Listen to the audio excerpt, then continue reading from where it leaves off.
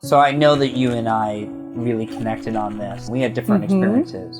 And so for me, also the same thing. Like, you know what? Been driving a lot today. I'm done. Yeah. You know, calling it quits early. Absolutely. And also appreciating little things in life. Absolutely. You think that you're going to hold on to that perspective? I believe that I will. And I believe that I will because before this situation happened, my specialty in art therapy was already post-traumatic growth. Well, there's 5 domains of post-traumatic growth. The first is personal strength. You know, and I'm sure that as you went through your situation, it helped you understand your strengths.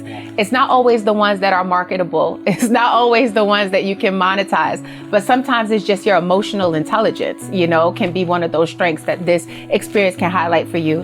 The second is appreciation for life, you know, which you touched on like very articulately or eloquently. So thank you.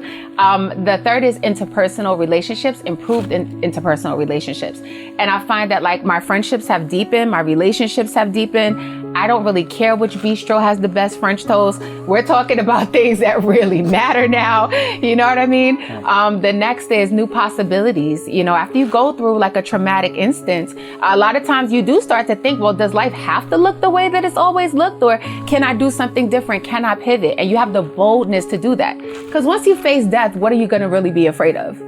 Like what can really stand in your way? And then the fifth is spiritual and existential relevance.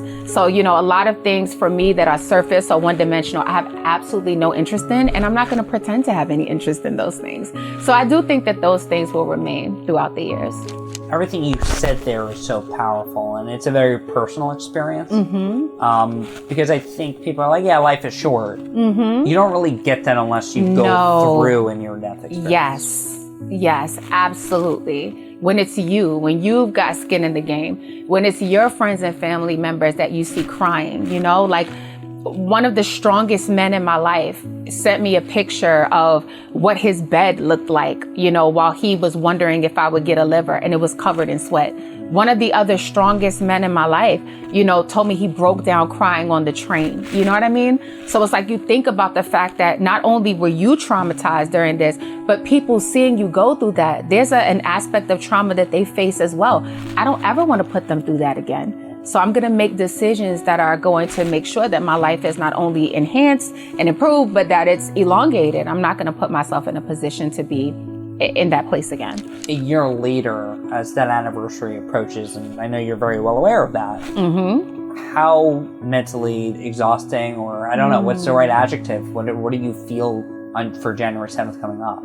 It's funny because I wrote this poem called Waves, but it really does come in waves. There's a lot of different emotions that all happen simultaneously. There's a profound excitement because, you know, it could have been a year of my death that my you know, loved ones were celebrating.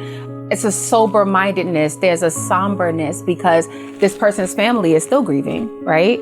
But then there's also like this renewed sense of purpose. And, you know, I'm hoping that I'll be able to spend my liverversary doing something that's like a give back with my transplant community, because I've actually found so many people who've had transplants now that it's like my little crew.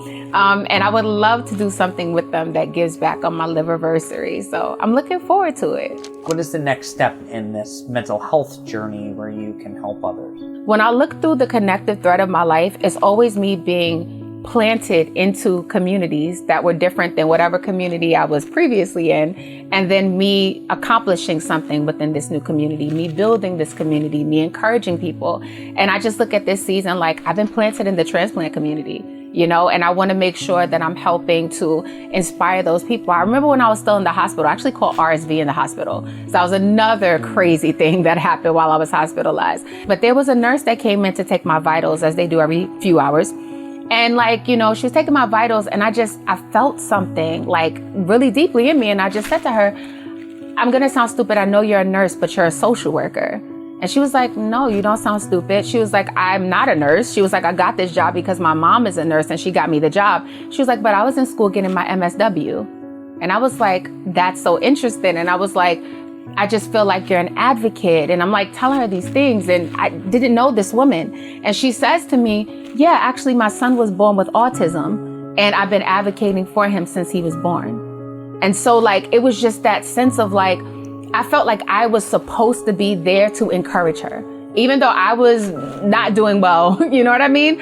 I felt honored that I was able to be there to encourage her. And I just feel like this whole transplant community, not just recipients, donors, donor families, surgeons, medical professionals, you know, they need love, warmth, hope, encouragement, just like everybody else. So I feel honored to be a part of the community and to be able to help to bring that to them.